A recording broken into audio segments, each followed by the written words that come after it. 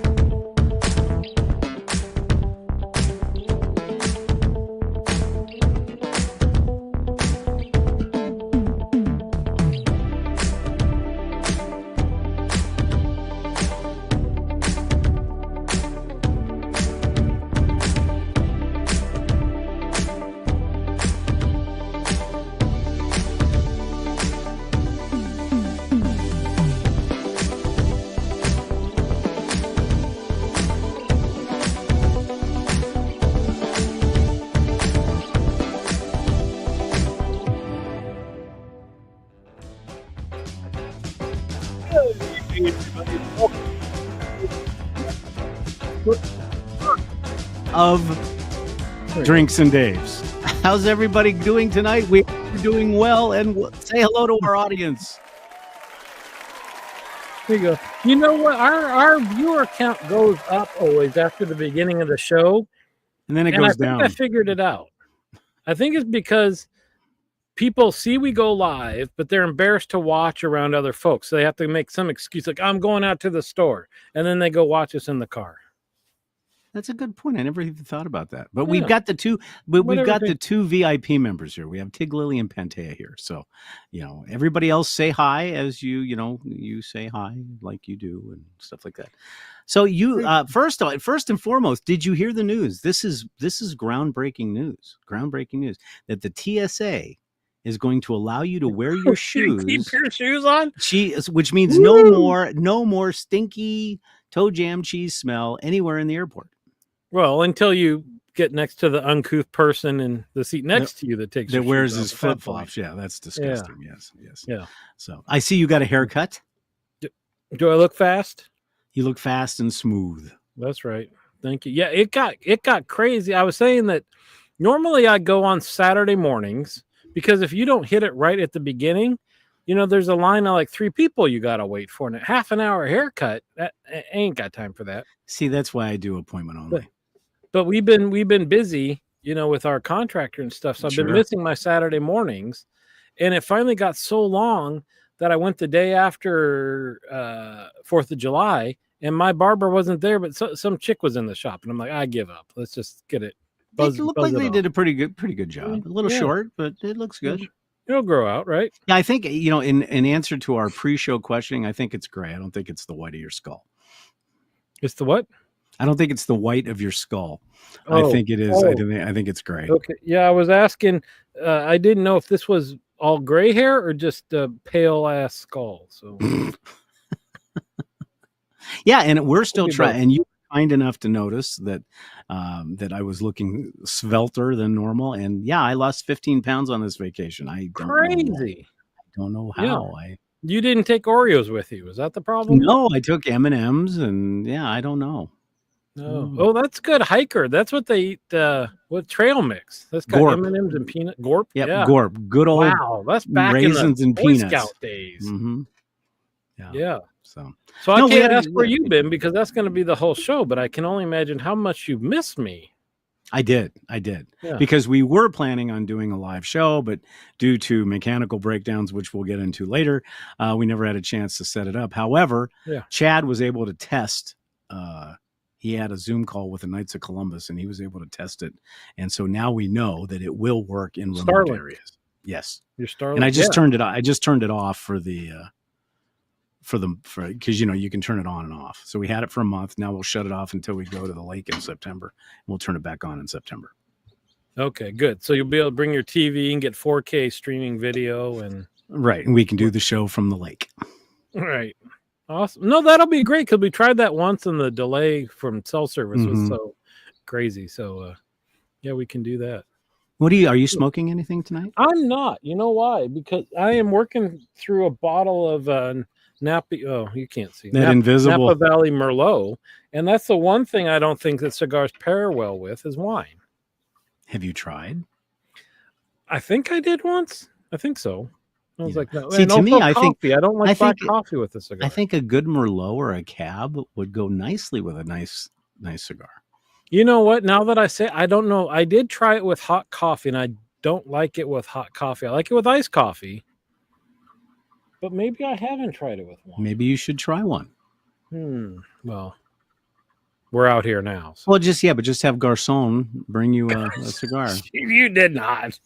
No, I'm talking about Steven, not Pantea. You think I'm crazy?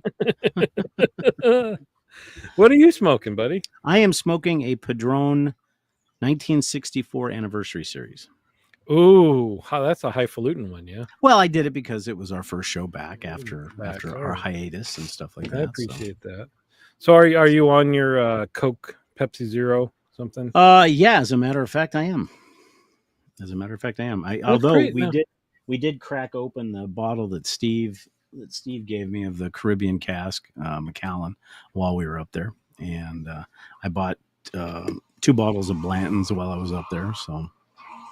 Oh, and it made it back, huh? So you guys didn't do a lot of sitting around the campfire drinking bourbon or scotch, huh? Yeah, we did, but we drank Chads. That's the way to do it. I brought this, and I'm going to leave it in the cabinet. We drank beer. We drank a little bit of beer. I bought some Sam Adams Cold Snap, and it's okay. I don't think, because normally if we take beer, it's Sam Adams Summer Ale. And we would have done that because the Cold Snap's okay, but it's nothing to be excited about. So now you said you stayed actually in the park itself. Are you allowed to have campfires in the park? Oh yeah, mm-hmm. Yeah. No, that's good. So there's no electrical hookups in the park. Is there any other restrictions though, or it's just like you can run your generator from 8 a.m. to 8 p.m. So if you want to have electrical power and stuff, you can run your generator. However, when you have a generator that doesn't work, then you are, just all right. So should we start with the trials and tribulations section? Sure. Yeah. I mean, the vacation was great, but here's how it started. So we went to Vegas for 2 days to see Stephen and Michelle. And when we were driving into Vegas, my charging light on my engine started acting funny. So we figured, okay, I just replaced the battery, so it must be some type of charging system between the alternator and the battery. So we made it okay. We sat there, and then when we thought about it, we may have it looked at. So we called a mobile RV technician. Oh no, let me back up. Let me back up to before we even left the house. Because usually, well, first of all, what I need to reference is if you've never seen the movie RV with Robin Williams, you need to rent it, because that basically kind of told of our trip. So before we left, we turned on our refrigerator in the coach, 48 hours before, and it wouldn't get down below 60 degrees. And we're like, uh-oh, we got a problem. And we didn't bother to think, because the refrigerator runs on electrical power when it's hooked up to the house, or it runs on propane. Well, we didn't have our coach leveled perfectly, and when it's not leveled perfectly, the propane doesn't do a good job cooling. We didn't know that until we did some research. But the electric wasn't cooling it down either. Well, what we found out is when it's 105 degrees outside, you need to kind of add a day or two for it to cool down. Oh, geez. But we didn't know that, so we freaked out the day before we were leaving, and we went down to REI and bought a Dometic Space Cube. Basically, it's a plus $1,000 cooler. Basically, that plugs this has got to be bigger than just a. Oh, it's 70 liters. It's 70 liters, so it's big. It's probably 4.5 feet long. Maybe not 4.5 feet long. 4 feet long and about 2.5 feet wide. Where did you put that? Just in the hall, right in front of the dinette, or not the dinette, but the couch in the salon. Oh, excuse me. Yeah, and we plugged that in. And it was great. I mean, the freezer went down to like 21 degrees, and the refrigerator went down to like 50, 40, 30. So we put all of our stuff in there, and we head towards Vegas. So we get to Vegas, and now the refrigerator is working fine. So now we're staring at a $1,400 brick. But we did use it for storage. So now, fortunately, Sharon was smart enough to bring our solar generator. We have a solar generator that you can plug in that acts as a generator. Problem is that later on, when the generator started pooping out, we didn't bring the solar panel that it needs to charge up if you don't have electricity. So that's a non-solar generator. Well, yeah, battery pack, basically. Okay. So we get to Vegas, have a good time with Steve and Michelle, and then we call this mechanic. He comes out and he says, "Well, the battery's a little low on amps, and the alternator's not putting out the amps that it should be." And I guess you should be between 13.7 and 14.8 amps when the engine's running and recharging. The alternator's recharging, and vice versa. So the charging light kept coming on, or the battery light. And there's 3 things that can be involved there. It can be the battery, the alternator, or a voltage regulator, or wiring. Well, we didn't think about the other 2 in the beginning. So he came out and he says, you need a new alternator. So he went and got the alternator. Now, this is a mobile mechanic, so you can tell they already add dollar signs. So we spent that kind of money. And then we left and we were heading towards Salt Lake City, and about the Utah border, the charging light comes on again. And I'm like, no, we're not going back to Vegas. That's a swear word light came on. Oh, yeah, there was quite a few, hundreds and hundreds of miles of swearing. So we get to Salt Lake City, plug it in, and then it recharged the battery. So we said, well, maybe it was just a glitch. So then we had a great time in Salt Lake for 3 days, and then we headed up the hill to Yellowstone. And we were able to, and I'm going to kind of synopsize this real quick, we were able to make it all through Yellowstone, still having the charging light problem, but we were making it through because the battery was still strong enough to handle everything. And the funny thing is the charging light would go on, it would go off. It would go on, it would go off. So we're thinking, okay, is the alternator bad? We kept the old alternator just in case now when we're back at home, we can get it looked at. Or is there a wiring issue? So that was something we kind of dealt with in the back of our minds. Well, then I went to start the generator in the campsite to charge up all of our batteries and be able to live like humans. And it started belching out black smoke and blah, blah, blah, blah, blah, and then dying. It would die after about 10 minutes. So wait, this is separate from all those other systems. Oh, right? yeah. Oh, yeah. This is totally separate, and so we got down to a place called Fishing Bridge, which has YSS, Yellowstone Service Centers, and they're mechanics. Of course, they charge Yellowstone prices. So he took out the spark plug. Like, you can pay us this or not make it home. Exactly. He took out the spark plug for the generator and it was fouled. I mean, and which I had figured it because it was burning really rich and it's got an altitude adjustment on it. So you adjust the altitude on the generator. So it would run and not run, then it would run, then it just, so we changed the air filter and the spark plug and we ran it for a day and it ran great. Okay. Far out. So we get through Yellowstone, had a great time. Then we head down to Grand Tetons, find our campsite there, go to start the generator. Nothing. It would start and it would belch and fart and smoke and do all this stuff for a little bit, and then it would die. So, and we didn't have electricity there either. So we were able to get it started enough to where we could charge up the generator, our other generator, the solar generator, so we could run stuff. And then it was cool enough to where we didn't have to run the air conditioner. If it would have been hot, we would have been screwed because we wouldn't be able to run the air conditioner and stuff like that. So then we go to start the coach and it's really bad because as we were coming into Grand Teton, I was watching the amp gauge and the amps were going from like 13.5, 12.5, 11.5, 10.5.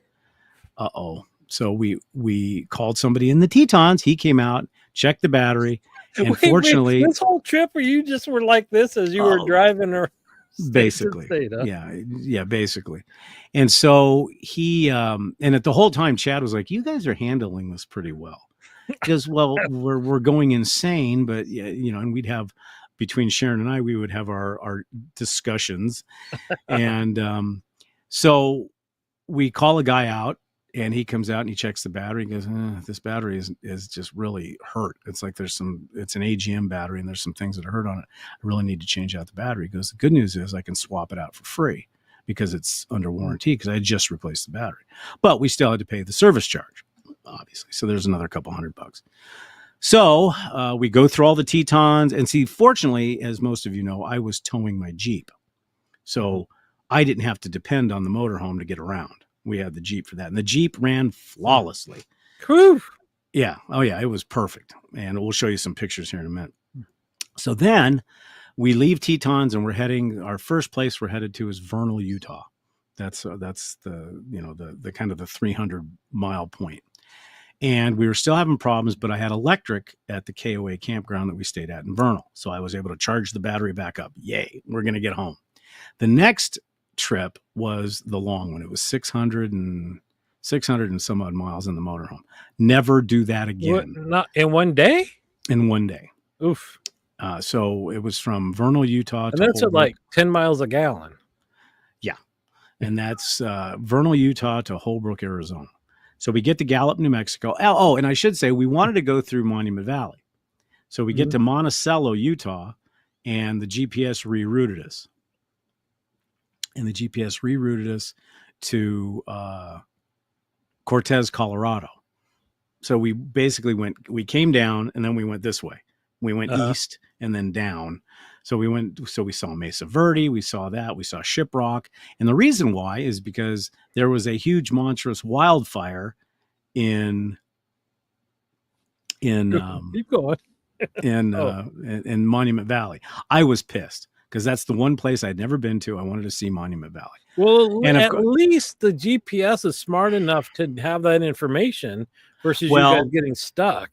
And that was Sharon. That was Sharon saying, well, you know, Dave, and I'm driving and I'm grumbly. And Sharon's going, Dave, there's probably a reason why it rerouted us. And I said, granted, but I don't want to go to Colorado. Nothing against Colorado. I don't want to go to Colorado. I don't want to see Mesa Verde because all we're going to do is go by it. I don't want to see the outskirts of the Navajo Nation. And I don't want this thunderstorm that we're driving through with wind and everything else. And the wind was horrible, horrible. So we get to Gallup, New Mexico. We're exhausted and we're only 74 miles from Holbrook, which is only 200 miles from home. So we're close. We fill up. We take off down the road. All of a sudden, I look at the amp gauge, and it's down to 6.3. Oh. Well, at that point, engine systems start shutting down. The airbags shut down. Lights would not work. And the engine was surging. And I said, I'm not stopping because I'm not going to get caught on the highway. So I floored it. No lights, hazards only. It's dark. No lights. I'm passing by semis at 90 miles an hour, just saying, come on. I just 60 more miles, 50 more miles, 40 more miles. And there's cops. And I'm thinking, we're going to get a ticket. We're going to get arrested, everything. But no, everything worked out good. We get off the off ramp. We find the camp, the RV park. We pull into the RV right as I pull in because I'm riding the brake and the throttle at the same time because I don't want the RPMs to die. We pull into the campsite. I let off the gas. The coach dies. Dies. So Sharon and I look at each other and say, well, we're here. Let's hook up. So I hook up to electric. I hook up the battery tender in hopes that the battery will recharge. And we're thinking, though, well, let's just enjoy our 2 days. So we went out and hunted went on trail rides and went out to Petrified Wood and all that stuff. And then got up the last day and started her up. No charging light. She's running good. I got 240 miles to make. That's all I got to do. Now, one of the things I have to go through Salt River Canyon, which is kind of a ding. And Sharon's kind of doing the play-by-play too. No, wait. So during those 2 days, were you able to enjoy yourself? Yes. Because I can only imagine in the back of my head, I'm thinking about after those 2 days getting in the and nothing working. Oh yeah, but we thought about it and said, you know what? Faith. Honestly, this trip was all about faith and angels and protective peoples and time and a half mechanics. Yes. And so the day before we had a plan because we went out and got all the petrified wood and then we came home and had a nice dinner and we said, okay, here's the plan. If we because there's a procedure, you have to bring in all the slides from the motorhome, then you disconnect the electrical, then you start the engine. Mm-hmm. I said, if the engine doesn't start, in the meantime, that night before we bought another battery because we figured if we couldn't get it started, we'd just swap out the battery and get home. So battery number three, that battery is sitting out on out in the porch. And so we start up, everything's fine. No charging light. I'm running 14.8 amps. Okay, let's get the hell out of here. And we knew it was a 4-hour dash to get home. So we took off. Now, here's the irony of this whole trip. Not once in the 240 miles to get back to Tucson did the charging light come on. Not once did the battery amperage go down.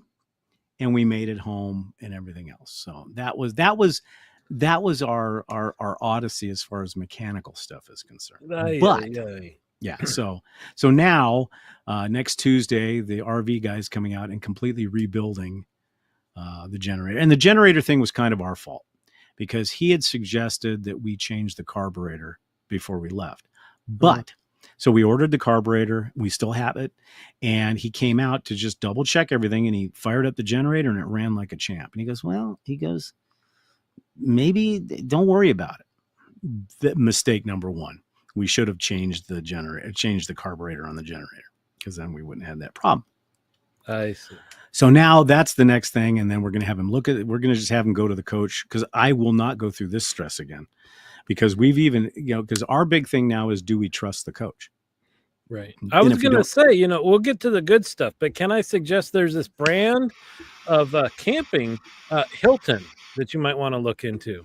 That conversation came up. We said, you know what? We could have spent a week in Hawaii for what we spent on all this crap, including can you return airfare. The cooler, the $1,400 cooler? We haven't. Well, it's kind of a cool cooler. It really is. It's kind of a cool cooler. It's kind of cool. Toy. You got a toy. Okay. Yeah.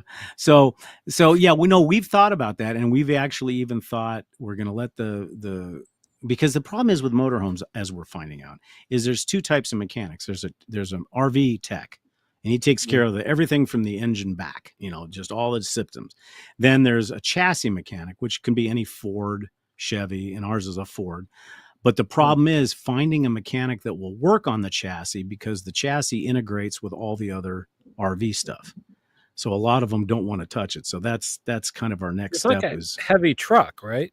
Exactly. Yeah, the E450 is a monster, and I mean it's a big truck.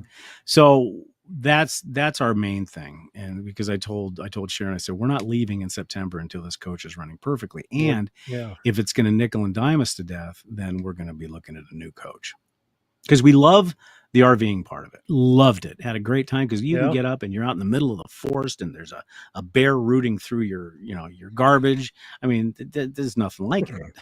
And no issues towing the Jeep.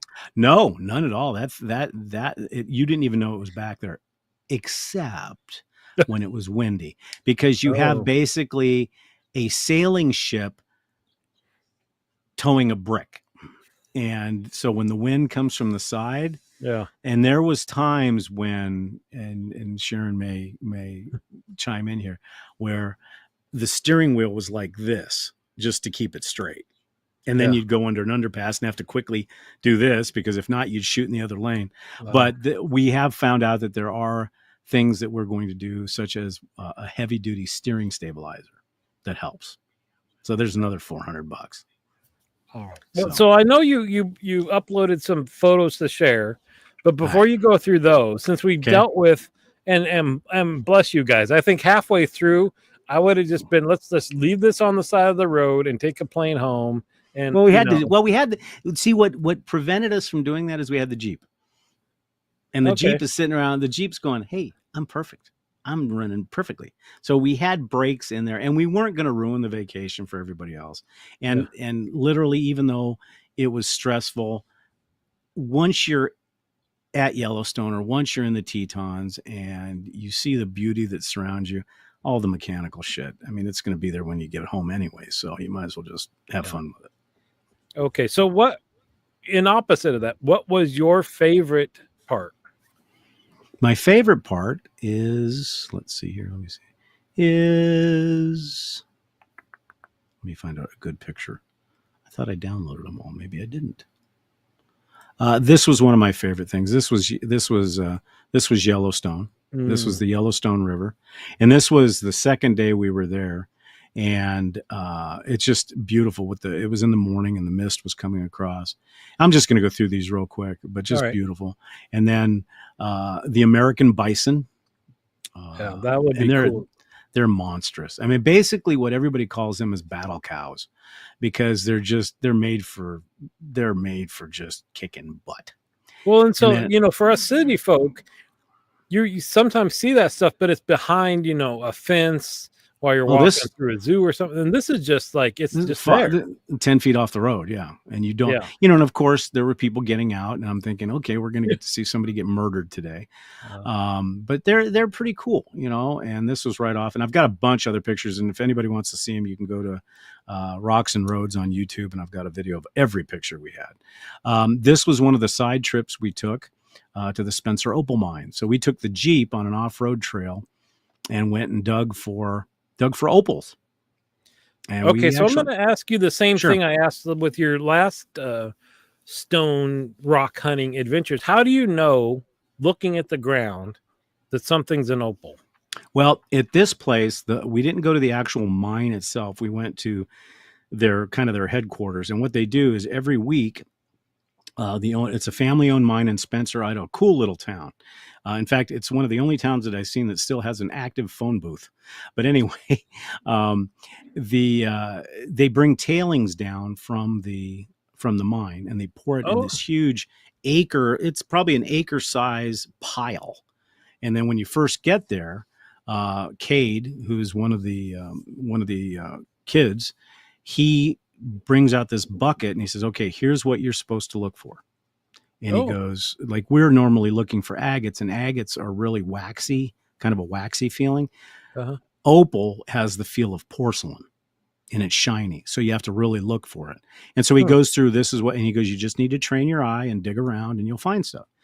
And so that's how we find it. And then you bring it home. It's raw. You bring it home, and then you can process it and make jewelry and stuff like that. But when you see the opal, and I didn't put any pictures in here, but because I'm going to do another video of all that, but you can actually see the pinks, the blues, the purple of an opal, and it's just beautiful on the surface when you're just on the surface. And we've got a few specimens. I don't have any with me right now, but maybe I can do that next show. I'll have some to show. So that was one of our trips. And then this is probably my favorite part of the whole trip. Was this is called Grand Prismatic. Oh yeah. And we actually took a pretty good hike to get up on top. And those are all these are all people right here. Mm-hmm. And it's the picture doesn't do it justice. The sad part about it is the day before, two bison were, and most people say they're buffalo. They're not really buffalo. They're bison. Were walking and fell in. And that's immediate death. And there's a video on YouTube if you want to see it. Just put bison and Grand Prismatic, and it's pretty sad because you can see him thrashing around in there. And it was pretty sad. And you could see from where we were at, if you zoomed in, this picture, I purposely blocked it out, but you can see him bobbing. Oh, from the day before. From the day before. And eventually what will happen is the bones will just be, because, the pH level on this stuff is like a 2. So it's going to it's almost acidic. So that was sad. Stink there? Yeah, it's got a little bit of a sulfur smell. Yeah, a little bit, but not that bad. It wasn't as bad as I remember when I was a kid, but it's just beautiful. And the teals and the colors are beautiful. And then another favorite spot in Yellowstone was this, which is the Grand Falls. Wow. And you could just feel that. And then this is Yellowstone Lake. And this is obviously a panoramic shot. But what's amazing is in the middle there, underneath where because Yellowstone is just one big, huge volcano. That's all it is. It's a huge volcano. And that spans across from the left of the picture, the right of the picture is probably 25 miles, 20 miles. And there's a huge volcano under there. And what happens is, they were talking about it, that every once in a while it'll send out pulses when it's growing, and you'll get like mini tsunamis. They aren't that big, but that's how you know that this is actually swelling, and it's headed towards another eruption. Eventually, they don't know when, but when it goes, we're done. I mean, it's that big, because that's the caldera. That's the original caldera right there. Wow. And it's huge. And then we moved on to, let me see, I think, this is still in Yellowstone, along the edge of the lake. No, so, I've heard that, you have to get reservations way far ahead to be able to get into the parks on a certain day. And it's just bumper to bumper stuff and all that. How was it when you were there? You couldn't even tell, because we were worried about that too. And there was a line when we got there. We got there it was snowing too, so that probably helped us a little bit. But it was snowing, and we got in, and we were probably 2 cars behind, and we went right through. You don't need reservations to get into Yellowstone. The only ones you need reservations to get into now, I think, are Zion, Yosemite, because you can't drive in there anymore. You can't drive in Yosemite and Zion anymore. Yeah, you have to take their shuttle buses. But here, no problem at all. And they said, "Oh God, you're going to have to worry about staffing shortages." Nothing. So driving around there just from day to day, no problem, huh? No, I mean, we were in the Jeep. Chad drove his motorhome through the whole thing. We drove the Jeep, and no problems at all. There was a few what they call bison jams or bear jams or stuff like that, and we got lucky. The last day in Yellowstone, we were worried about the coach, so we were going to go back, and we went through a valley because we stayed at 2 campsites. We stayed at Madison, and then we stayed at Canyon, and Canyon is up in the Hayden Valley area. And we hadn't seen anything other than elk, bison. That was it. And then we were driving back to the campsite, and we caught this. A grizzly and her cubs, and Sharon got a really good video of them. This is zoomed in quite a ways, but this is bear number, I guess 488 or something like that is what they call them. And she was just going through Hayden Valley, and of course the jam was unbelievable. I mean, the traffic. People just stopped to take photos and take photos and stuff, and you get used to that. And then the last day there, I don't have a picture of it. It was funny. We were leaving Yellowstone heading down to Grand Teton, and there was a huge jam right outside the in Hayden Valley in the same area, and people were freaking out. There's wolves, and I was like, oh, far out. And I look over, and of course you guys all know that we live in Arizona and that we see these in our yard. It was a coyote. They're the same thing, Dave. No, because here's the thing. Everybody there thought it was a wolf. And the coyote looks at me like, you better not give me up, because they think I'm a wolf. So that they went home and they said, we saw wolves. No, you saw a coyote. And as we're driving away, the coyote looks at me, and I swear to God, he laughed at me. I swear to God, he looked at me like, you'll see me at home. So, and then we proceeded down through Moab, and that would be this picture. Oh, wow. Moab is beautiful. Yeah. We wish we would have spent more time there. And then this is also Moab, near Arches. Wow. So did you do any off-roading with your Jeep there? Yeah. When we went to the Spencer Opal mine, we did that. That's there. That's near there. Yeah, and then I didn't put the picture in here, but it's on the video if you want to go to Rocks and Roads, when we did because you can't take anything out of the national forest or the national park. You can't take anything out. So everything we had to take on the outskirts of it. So when we got to Holbrook, we kind of I've got this app called OnX Off-Road, and I kind of mapped out to get us right on Bureau of Land Management land, but right on the border of the Petrified Forest National Park. So, because the Petrified Wood doesn't know where the park is and where the park is. So you mentioned this before. So BLM, can you just take whatever you want off of it? 25 pounds a day. Oh, only 25 pounds. Yeah, 25 pounds a day. And I did, like I said, I didn't put the pictures in here, but they are stunning. I mean, we found a lot of good petrified wood, and we're going to be putting out videos for that.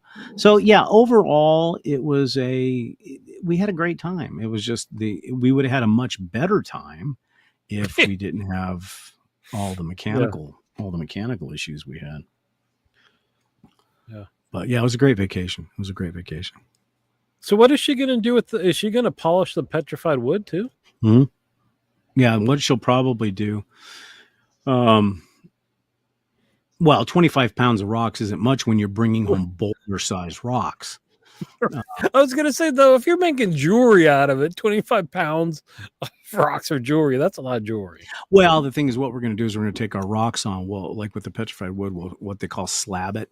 So we'll make thin slabs, and then maybe make night lights, that shine through and stuff like that. But we surprisingly did very well. I mean, there's a couple of really probably about this long sticks that are petrified. I mean, you can tell that they're branches. And just really cool stuff. And Sharon found some larger sizes. And then on the opal side, we haven't even really got into it. We found surface opal, but we also found a lot of host rock, which is called rhyolite. And if we cut into that, there could be opals inside there. So that's our next project, is start to saw all this stuff apart. And then we also went to a place called Jim Gray's petrified wood. He's a dealer, but he's also a rock shop and everything else. And he's got an interior showroom that has all the polished stuff. And then you go out in his yard, and he's got petrified logs. I mean, I'm talking 5 feet around that you can buy, and then they'll deliver them to your house, to put in the yard and stuff like that. And they're relatively inexpensive, I thought, because there was this one that was probably 4.5 feet tall by, I don't know, probably 5 feet wide. Was it 5 figures? No, it was $400. Whoa. Yeah, that's what blew me away. Now the shipping cost is probably 18,000, but Yeah. yeah, because once they place it, you ain't moving it again, you Huh. know. And but yeah, so they Interesting. had all kinds of stuff there. Petrified wood, logs, big stumps, and then they also had all kinds of other stuff. So we bought some geodes and some little stuff, and it was raining the day we were there, but it was beautiful. And it was in Holbrook, you know, for a little small podunk town. It's pretty nice up there. Hmm. It really is. I mean, it's still hot because it's Arizona, but So when you were off-roading, did you see other people hunting for rocks in the same places? Or no. In fact, ironically, at this place, at the Spencer Opal Mine, this place, Mhm. their website had been said that they're closed on Wednesdays.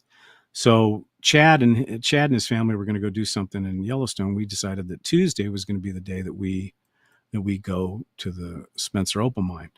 And another video that I just put out on Rocks and Roads is just specifically for Spencer. And we drive up.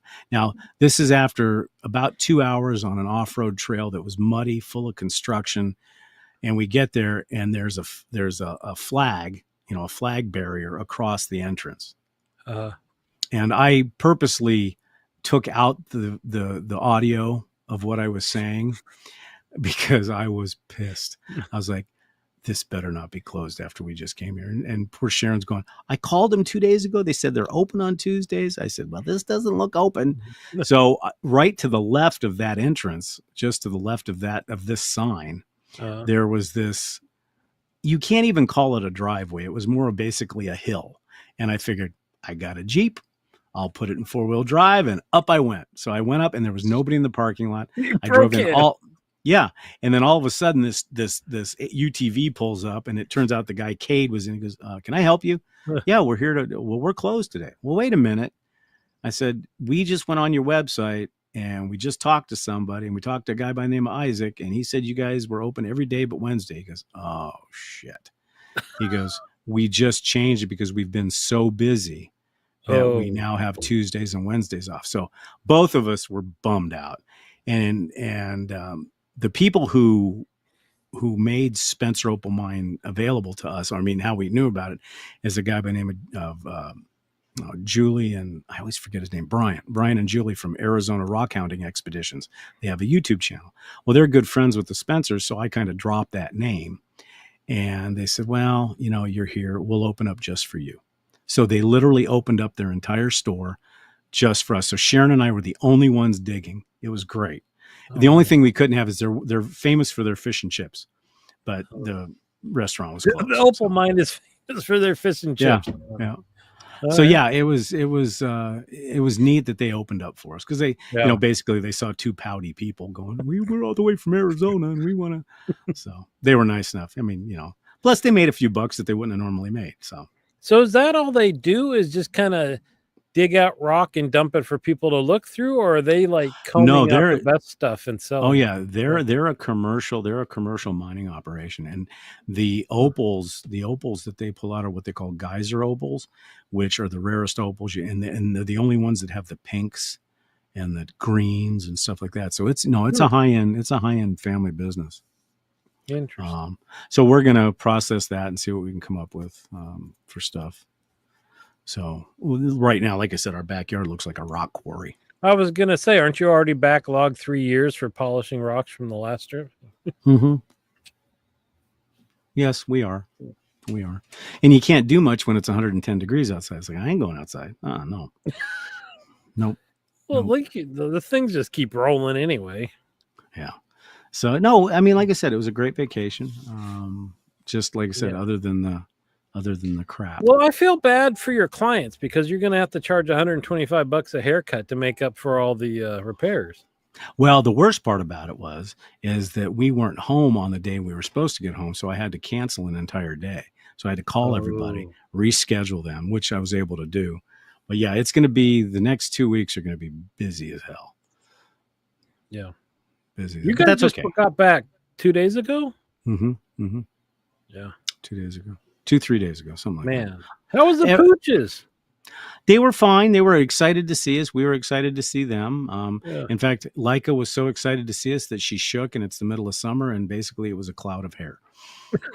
because she's blowing her coat everywhere. But it was very nice of Sharon's sister to take care of the animals, and she had a good time. I miss that. Dogs you could just go to the grocery store and back, and they're so excited that you're back. Oh yeah, they think you've been gone for a week. We open the door, they look, and then they just walk away. Oh yeah, that's what Ruger did. We walked in, and Ruger goes, "Meow," and walked away. It's like, the dogs are going jerks, crazy. those cats. Yeah. But we will not travel without the dogs again. It was just too stressful because the day that we left, that we found out about Chad's cat dying. Of course, we all of a sudden start freaking out. But you could not have done the trip you did with the dogs. No, we couldn't have. It would have been. we could have, but we would have been tied to the dogs all the time. And with the breakdowns, that would have made things even worse. Yeah. Well, I'm thinking even just stopping in Vegas and stuff and going out for dinner and all that.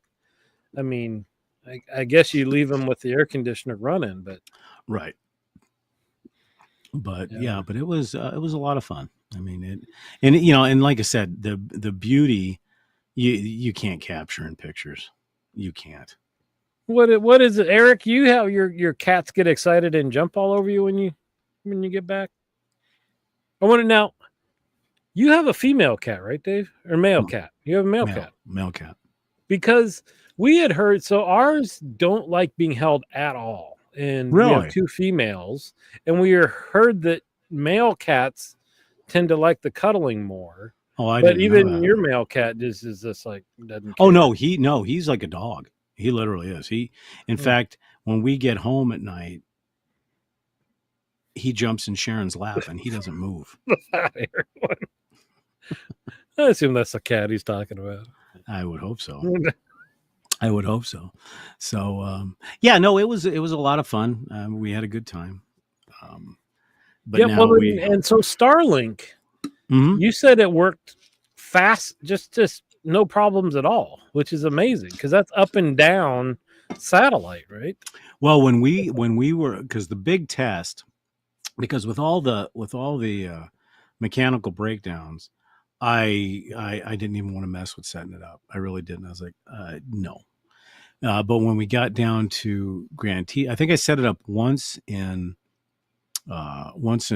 Yellowstone, and it was flawless. I just set it to check emails, but then Chad asked me if he could use it for his Zoom call, and he was on there for an hour and a half, and he said, "This is better than home." And so then you have it on a tripod? Yeah, it's on a tripod that sits up, and what you do is you start up the app, and then you set it out, and you kind of point it in the general direction. And then it'll acquire the satellite, and then it'll tell you to adjust it a couple inches here, a couple inches there, cool. And then you're good to go. But what's amazing about it is that he was on the Zoom call. Megan, Sharon, myself, Chad's dad Frank, his mom Jennifer, and the kid, and the kids were on their iPads. What? Yeah, so there was probably 9. There was 9 people on doing stuff. Never had any problems at all. No glitchiness, no hiccups, nothing. Wow. Yeah, so I'm pretty. In fact, we've thought about running a pole up the side of the house and just using Starlink and telling our cable company to shove it up there. How much does that cost a month? For unlimited, you can get the cheaper one, which is $50 a month, and you get like 50 gig, but you can burn through that fast. Or you can do $165 a month, but it's unlimited. Ooh. I mean, you can turn it off. For what you're getting, I mean, that technology, that seems dirt cheap. But again, I mean, if you don't have anything else. Well, we're paying almost $250 for our cable, and that includes channels and stuff, but we hardly ever watch it. We stream almost everything now. So the thing I like about Starlink is when we got back, I suspended it. And we had it through today, as a matter of fact, because it was the 8th to the 8th. But now we're done. So then when we get ready to go back up. That's pretty cool you can do. Yeah. That. So when we go back up to the lake in September, around the 8th of September, I'll turn it on again. Now, the only negative thing is we're only going for a week and a week and a half. But you have it for the entire month. I see. But that's okay because we'll use it for that month, whatever, But do you have any idea how cloud cover? Because we used to have like DirecTV, and it would work with like cloud cover, but if it got to be like really thick, heavy rains, then it would cut out. Do you have any idea what Starlink does? Well, we bought the Rome. There's two sizes. There's the mini, which is about like this, and then there's the big one. And cloud cover is not affected by it. Rain is not affected by it. We were camping in a forest, so it shows you where the obstructions are, and it has you adjusted accordingly to where it has the clearest part of the sky.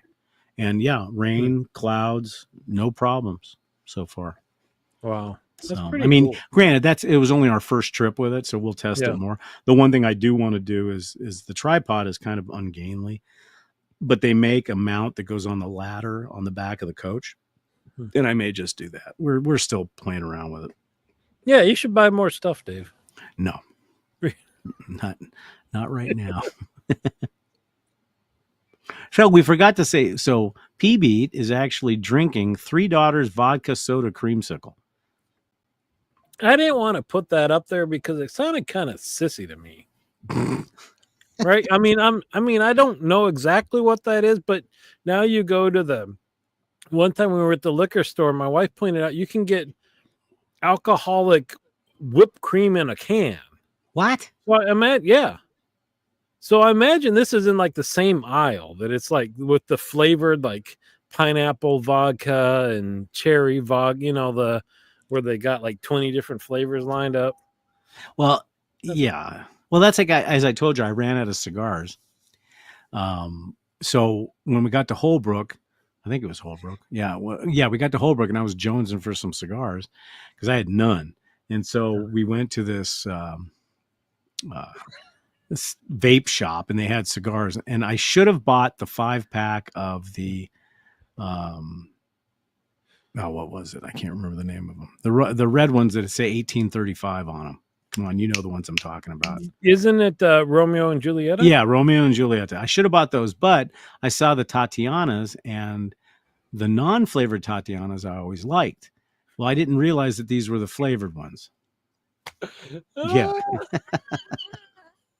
Yeah, the kind of drink that teenage girls would try to sneak into a pajama party. Yeah, okay. Now, the big question is how does Eric know about a teenage pajama party? But that's a different story. But no, so this Tatiana had rum, cognac, you did not buy flavored cigars. I did. Vanilla, and the other one was blueberry. So, hey, you know what? When you're jonesing for a cigar, you'll take what you can get. Yeah, well, you just mentioned you had a choice. Yeah, but I was... So how was the blueberry? Have you had the blueberry? The blueberry was excellent. The cognac was too sweet. The rum did not taste like rum, and I'm afraid to even try the vanilla. It's still sitting in the humidor. Wait, once you've gone blueberry... The blueberry was actually good, surprisingly. I know. That's as manly as a Shirley Temple. Poor P-Beat.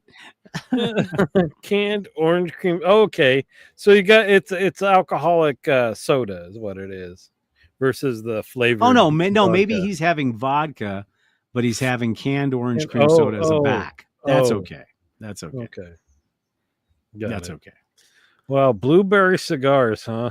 Well, you had me. I keep thinking you got some coffee flavored ones once that you said were pretty good. Those I buy regularly. Yeah. So I keep thinking about trying those at some point. But dude, it wasn't bad. It wasn't. Now, is it something I will go out and buy again? No. That does sound like the White Claw cigars. It does. Yeah. All right. So is it like just a regular cigar and they like dip? It's like a sweet tipped. No, it's blueberry all the way through. Wow. But then again, wait a minute. You smoke Black Betty's. Yeah, but those are just flavored. More they're like sweet. Cigar. No, they're not. The tip. The tip, just the tip. And it's pipe tobacco. I'm sorry. Pipe tobacco. Well, if you're going to smoke pipe tobacco, smoke a pipe. Well, you know how much of a problem that. Once I get inside, I can smoke inside. We'll get back to the pipe. She's going to let you smoke inside? I told you, I'm getting a cigar room. Oh, okay. Well, yeah. You're tentatively getting a cigar room. I'm already. I've decided. Yeah, I'm gonna refinish the wood floors, and I told her my back already hurts thinking about refinishing the wood floors myself. Well, why don't you do what Chad does? Pop a beer, hire somebody, and watch. And watch them. No, I'm gonna get rid of the popcorn ceiling, pull up the carpet, spend a day pulling the staples out of the floor, refinish the wood floor, and then I even I researched a lot of the air filters, and because Rabbit, but that's the thing, is that they're all over the place. But if you want to get rid of the actual smell, you need carbon, and Rabbit Air doesn't have a lot of carbon. Why don't you buy that paint? That paint that Cigars Daily has in their shop. It's like a humidor paint. So but I don't need that. I got a humidor. Oh, okay. Anyway, I'm buying a different air filter that has a good ton of activated carbon in it, and it's about half the price of Rabbit Air. So really? Anyway, yeah. Well, that's cool. I'm working on it. Plans are in the works now. Then you're gonna have nice leather club chairs, and I'm gonna I've got my 2 leather recliners, and I'm gonna put in my half wine barrel table in there, and it'll be beautiful. It'll be beautiful. Yeah. And then you can start when you're on the show, you can start broadcasting from there. That's the plan, and then we'll slowly. I want to get some shelving so all the scotch can be on the backdrop, and we'll do it upright. Pretty nice, pretty nice. And all right, P Beats, whatever, buddy. Okay, well, see, it was made by Three Daughters Brewery in Florida. You better hope that I never have to put a Foley catheter in them, because that balloon's going to be inflated before it goes in. That's all I'm saying. Real men only know nerve. Yeah, but that doesn't negate the fact that, well, of what Wonko said, it sounds like the kind of drink, or in this case, the signs of brewery, that girls would try to sneak into a pajama party. That's right. Three Daughters Brewery. That's adorable, PB. Anyway. All right. Well, this has been quite the informative show from tragedy to triumph, all the roller coaster of what is. It's definitely been a roller coaster. Yeah. So hopefully, would all these problems, you think, can be traced back to a carburetor? Well, on the generator, yes. On the generator, yes. On the engine of the coach itself, that's going to be the hard part. And that's where our decision, because the thing is, as anybody who works on engines or works on cars knows, that there is nothing more expensive than trying to track down an electrical problem. Because it could be one little tiny wire in one little corner, but you got to find it. But thankfully, it's a Ford engine, so it's either the battery, which we know we've changed it, so it's not the battery. It's the alternator, which we still don't know.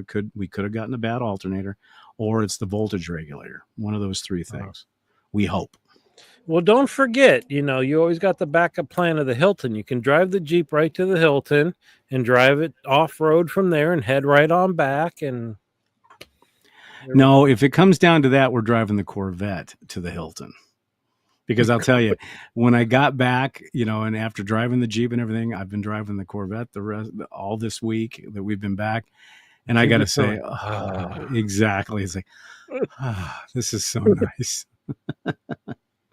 But no, yeah, and then what we find out there will determine whether we go RV shopping, because we do enjoy RVing. It's fun. Yeah. It's a blast. Well, that's cool. It's a lot of fun. Obviously you saw some really, really cool stuff. So it's just a bummer that, you had issues in between, but yeah, so we had a good time.